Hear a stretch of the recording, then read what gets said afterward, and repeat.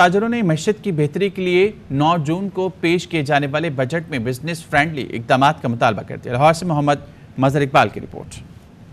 صنعت کاروں اور تاجروں نے معیشت کی بہتری کے لیے بجٹ میں بزنس فرینڈلی اقدامات کا مطالبہ کر دیا۔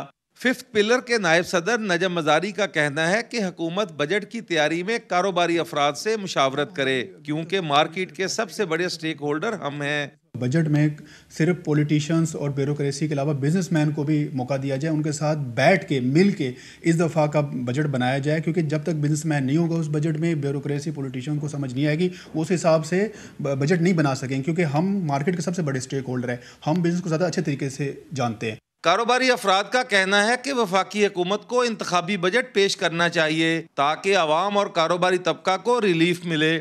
یہ بجٹ اس حکومت کا آخری بجٹ ہے، اس کے بعد الیکشن ہوں گے، اس میں بہت سی توقعات وابستہ ہیں، یہ حکومت عوام کو بہت زیادہ ریلیف دے گی۔ اس حکومت کا یہ آخری بجٹ ہے، مجھے امید ہے کہ حکومت بجلی، گیس، پٹرول اور جو روزمرہ کی ضروریات زندگی ہے ان کو سستا کرے گی۔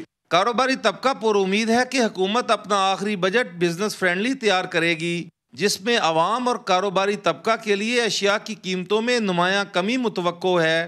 کیمرہ مین شہباز رشید کے ساتھ محمد مظہر اقبال، ARY نیوز، لاہور۔